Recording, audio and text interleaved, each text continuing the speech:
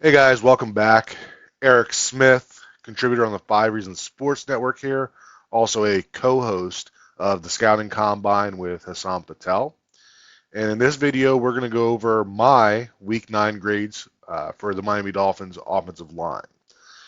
I don't want this to be a I told you so type of show, but from the beginning of the season, I told anybody that would listen that I felt like this offensive line was in better position than a lot of other people did, and that the biggest issue that we've had with the offensive line over the past couple of years is continuity, and that goes from the offensive scheme down to the offensive line coach, and then down to the personnel that are actually on the field. And I feel like from an offensive line perspective, if this team is finally starting to gel and get the right combination in there. I'm not saying that this has to be the end result and that the five players that we have on the offensive line are the best players that we could possibly get, but this is what you can come to expect from this Kyle Shanahan outside zone type scheme where they're not looking for superstars along the offensive line. They are looking for the right pieces that can work together and continue to grow throughout the season. And that's exactly what we had against the Bills. So with that said, we're pretty much at the mid-season point here, and in past videos, I would go over each player's individual grade, and then I would share, a good or a bad or a combination of those type of clips from that player. And the reason I was doing that was to, kind of try to make my case that my opinion is one that you can trust when it comes to the Miami Dolphins offensive line. So, we're at week 9 now, and if you're still tuning into this channel, then I feel like, you probably do trust me pretty well with that type of stuff. So we're going to change it up starting this week, and you can let me know whether or not you like the new format that we're going to do, at least for this week. But instead, we're going to kind of go through the grades fairly quick at the beginning of the video, and then once we're done with the grades, then we'll dive into some of the videos that I posted on Twitter, which I do every week. When I'm doing my grading, I will go out and post videos as I find them with a few notes. But I thought that, this platform would be a good opportunity to expand on some of those. Um, so like I said, check out the video this week. Stay tuned through the whole thing. Let me know whether you like the previous one where we just, showed some good and bad examples, or whether you like this format where, we get the grades out of the way and then we can dive into, more broader concepts and stuff like that with this offense. All right, so as you can see here, the overall season average for the offensive line so far this year has been 8.37. And for yesterday's game, they were at a 8.25. And, you look at that and you say, well, that's a little below average. And even when you compare that to the week 2 grade that they had against the Bills, where I had the offensive line at a 8.32, you say it's not that great, but at the same time, this was the best defensive line that they've played in a while.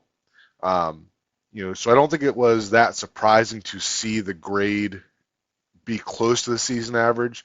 I thought one of the big things with this game was that there wasn't a lot of zero grades that I handed out. There was more zero point 0.5 grades than anything that brought some of the scores down, and the low volume of plays, the way that I grade, kind of hurts them a little bit that way, but I still feel like this grade is pretty reflective of the performance that they had.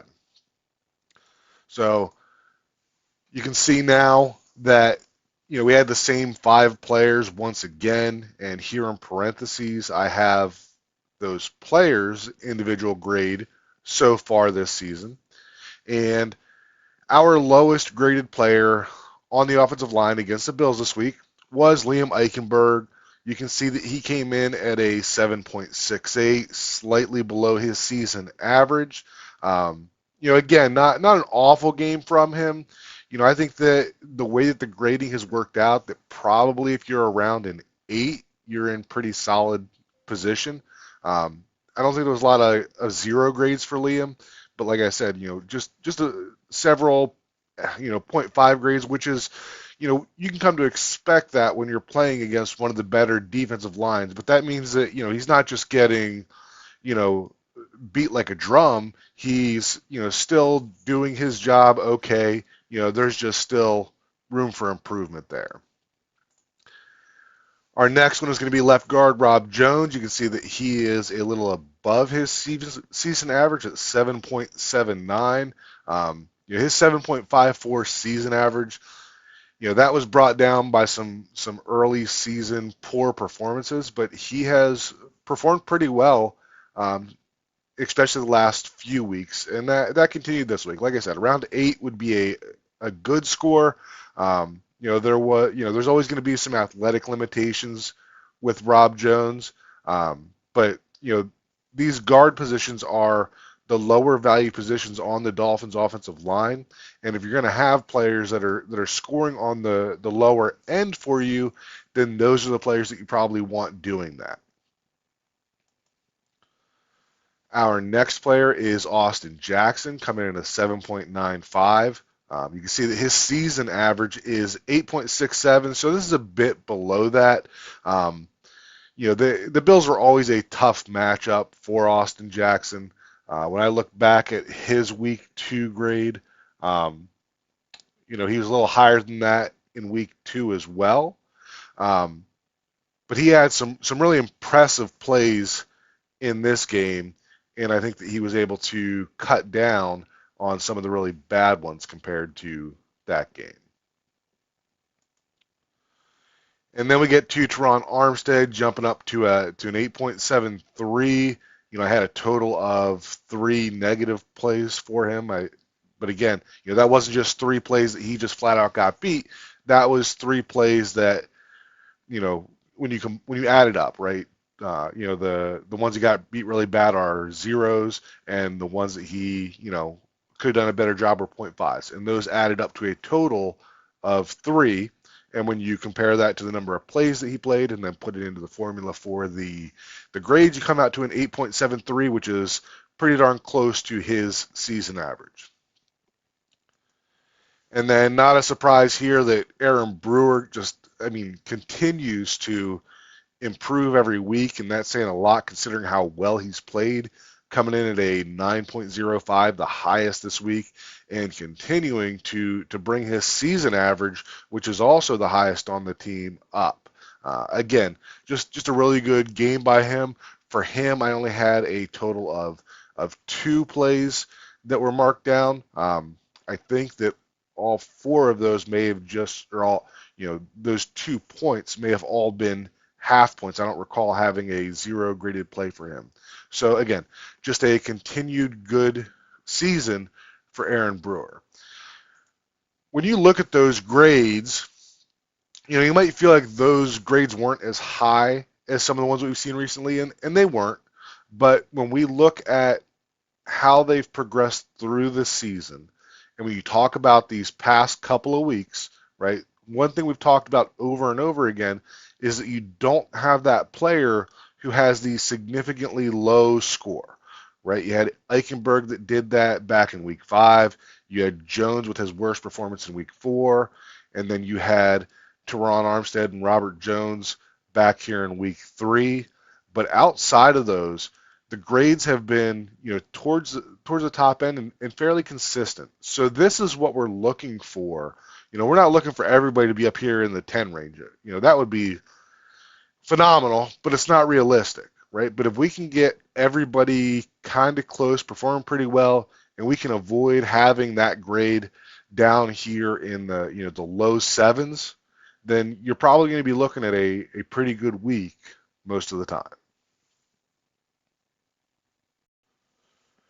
All right, so we're going to move over to the film portion of this video. And the first one we're going to look at here was one that I posted on X or Twitter, whatever you want to call it these days. And it was brought on because of somebody else's response to a tweet that I had. And he said that even if Tua catches this snap, it's probably a sack with how bad Austin Jackson got beat. And when I started looking at the video here, we're going to slow it down here. And, if you're just looking at Austin Jackson, that looks really bad, right? But if you expand that and you look at what protection appears to be executed here, it looks like a half slide to the right, and that would mean that Robert Jones, Teron Armstead, they're man on man, and then Aaron Brewer is going to have your A gap here, Liam Eichenberg with your B gap, and then Austin Jackson with everything outside here. And you can see off of the snap, Jackson sets kind of wide, maybe opens up a little bit, but at the same time, you can see Brewer going to the right, and that's kind of the indication for the half slide to the right. And as they go through here, you can see that Eichenberg's eyes are over here, but he's got both hands buried all the way into Daquan Jones, so he really doesn't have a chance to get back out here and help at all. You can see him reaching out late there. So I shared this video mainly to say, I'm not saying that, I'm taking all blame away from Jackson from getting beat on this, but if this is a half slide, like I think it was, then you can kind of understand why he thought that he might have some help in there and wanted to make sure he wasn't getting beat around the edge. And, in my opinion, I would not put this sack, outside of Tua's fumble. I would not put the blocking that led to the sack completely on Austin Jackson. All right, so on this next one, the yellow lines here, this is going to be an outside zone to the right. And the yellow lines represent the assignments for the blockers that are getting to the second level. So you're going to have Ingold would be coming into motion and getting number 3, Damar Hamlin. Liam Eichenberg comboing and climbing number 42. And then Rob Jones comboing, climbing number 43. But when Ingold comes in motion, you're going to see that everybody shifts over, all the linebackers. They all shift over to the left, and Teron Johnson comes into the picture. And that should, because Hamlin is moving out of the box, that should basically move everybody's assignment over one. And what we're going to see is that Ingold does a good job of adjusting his path, and he's going to number 42, but you've still got Eichenberg is still trying to go to number 42. Jones is trying to get over here to 43. And you can see the way that stuff gets kind of tied up here. Whereas as he comes in motion here, everybody's shifting, right? If everything changes here, and now Ingold is going to 42, Eichenberg to 43, and Rob Jones number 7, you can see how based on these angles, Eichenberg and Jones could both hold their double teams a little longer and possibly create a lane here as Eichenberg is helping Brewer and then sliding off to number 43. So I just thought this was a good play to show that, there's still meat on the bones with this running game. There's still some occasional miscommunications, right? And I can't say that I'm 100% right, but what I can tell you is that both Ingold and Eichenberg should not be going to 42, and this is the best explanation I have as to what should have happened in this scenario. All right, next one here. So this is inside zone, and it's going to be to the left.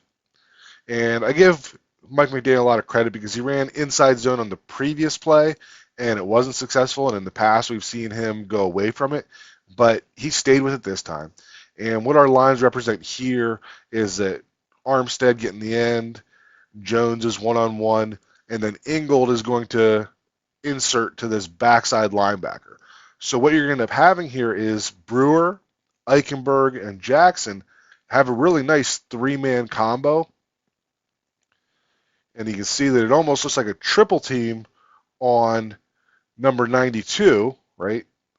Looks like all three of them are getting onto that block, right? But it's all choreographed essentially, right? This is just, blocking in motion that as they continue through that, you can see where everybody's falling off. You can see that Brewer leaves a little earlier. He's getting to this linebacker.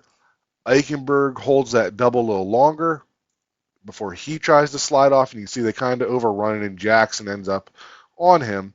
And then, of course, Mostert reads it well. But, when we talk about continuity on the offensive line, it is tough enough to communicate who has who, right? And then the next step is that you have the two-man combination blocks, and even that can be a challenge to, when you have changing pieces, that can be a challenge to, understand when you're leaving, when you're helping.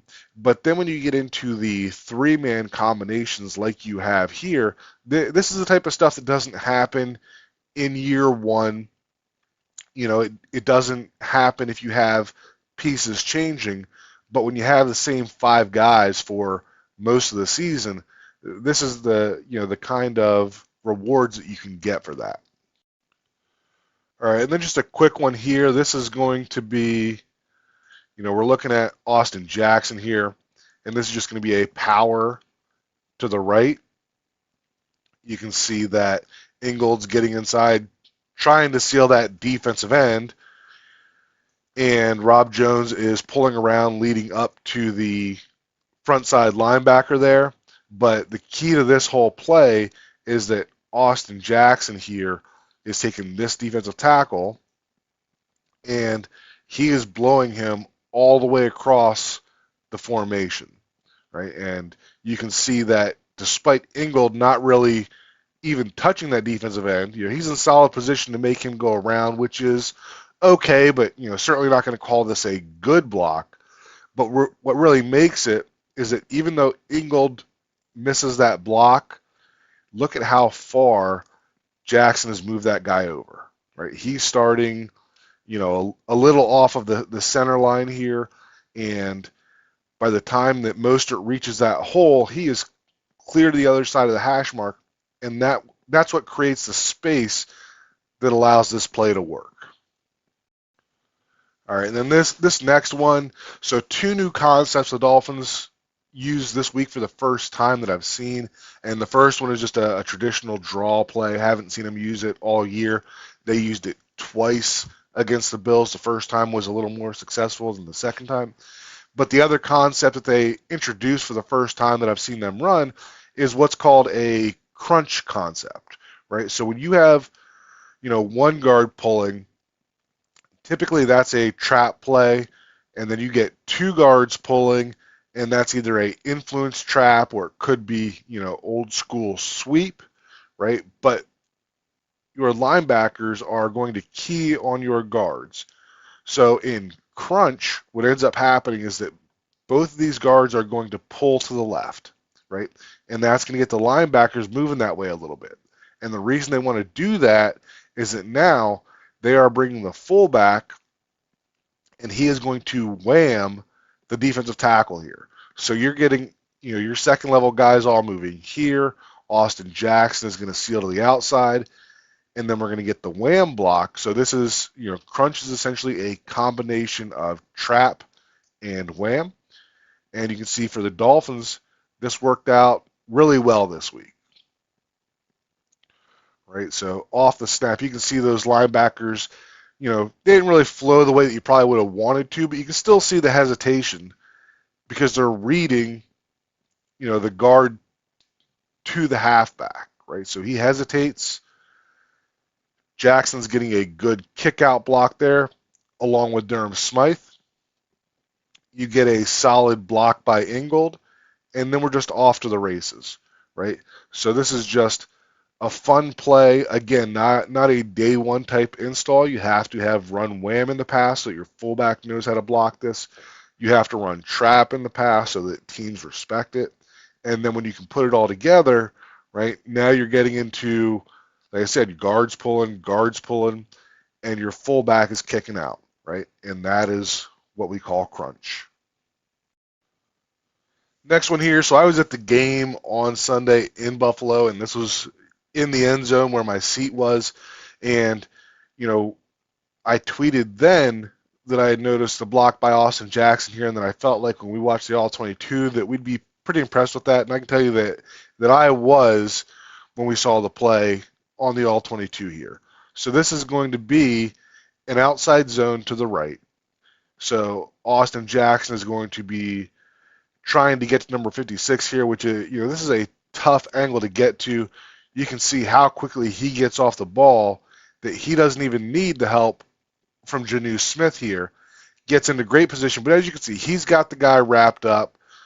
Probably not going to get called for a hold here, but as he starts to fight back over top, this is where you have to be really careful about not getting called for a hold, and where Jackson really separates himself is that you can see there that once he gets into that bad position, he releases, dips that left shoulder, and is basically just ripping under the defender, almost like a defensive end trying to rip around a block of an offensive lineman.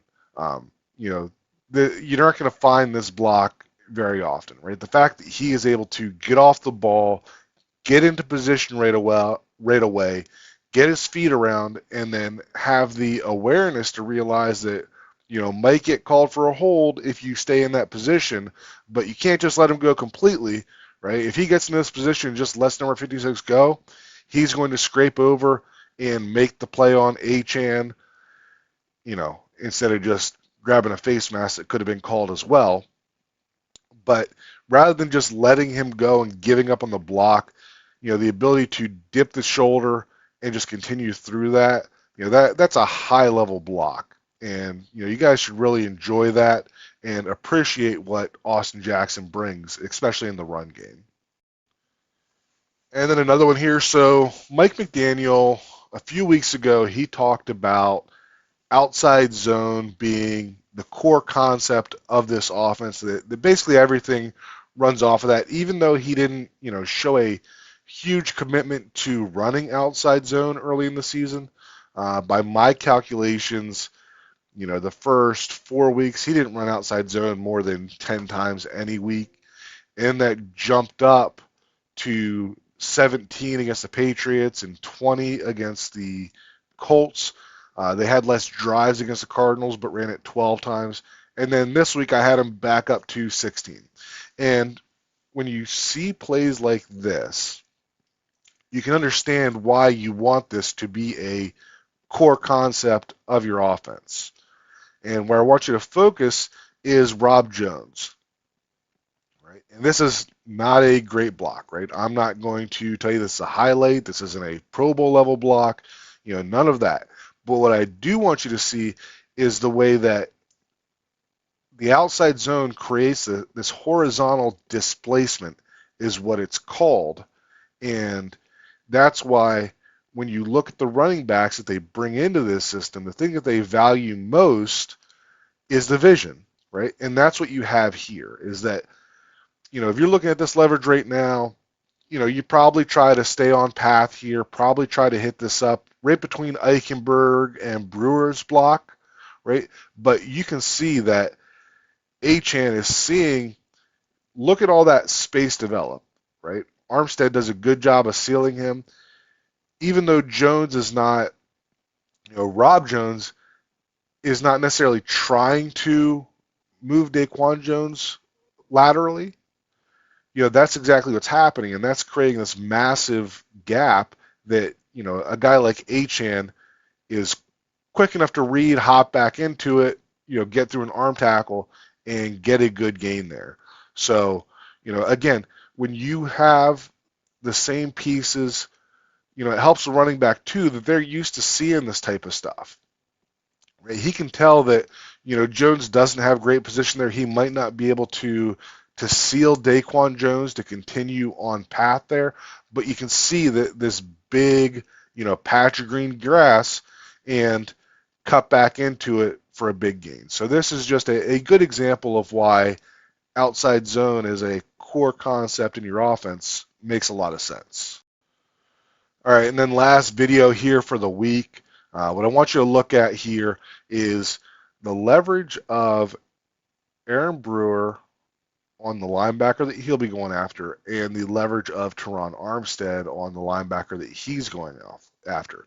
And you can see that, this linebacker is basically a full man over from Aaron Brewer, and Teron Armstead, who is one of the more athletic tackles in the league, even at his age now, right? His guy is more in the gap. So you would think that Teron Armstead has a better angle here. But what we end up seeing is that off of the snap, you can see that both linebackers, they're triggering basically at the same time, right? But the difference is going to be how quickly Aaron Brewer closes that gap and gets to his linebacker. And you can see that he's making contact now. He's making contact, 4 yards downfield, and he's getting onto that block. Whereas Teron Armstead, like I said, one of the more athletic offensive linemen in the league still is not able to get to his linebacker, and his linebacker is the one who ends up making the play on this one. But, I just wanted to share this just to show, just how athletic Aaron Brewer is. Like, if you get a chance, I definitely encourage you guys to go watch some All-22 and watch him on there. He is fun to watch, whether he is, finding, looking for help in pass protection, whether he's pulling around, getting to the outside on screens or on reverse type plays that we've seen him used on, or just simply, making what is a very impressive block when you consider what they're asking him to do and you compare that side by side to another very athletic offensive lineman and see just how far ahead Brewer is. All right, that's going to be it for this week. Like I said, let me know if you like this new format or if you want me to go back to just, highlighting individual players and showing some good and bad plays from them. I thought this would be a nice change up and maybe something that you'd want to see going forward. But you guys can let me know which way you like more if you'd like to see something different. As always, feel free to leave a comment below. Come follow me on X. And, I try to be as interactive as possible there. And, I understand that not everyone is going to have the same opinion as me. When we go back to that Austin Jackson play that was on the first video that I shared, there's actually a couple of guys that I really respect their opinion that see that differently than me. And you get into that with offensive line, grading. But there's nothing wrong with that. Like, as long as everybody's respectful about it, I have no issues with that. I always enjoy the conversation. So, anytime you want to respond to a tweet or you want to leave a comment below, I certainly encourage that. And other than that, I guess we'll talk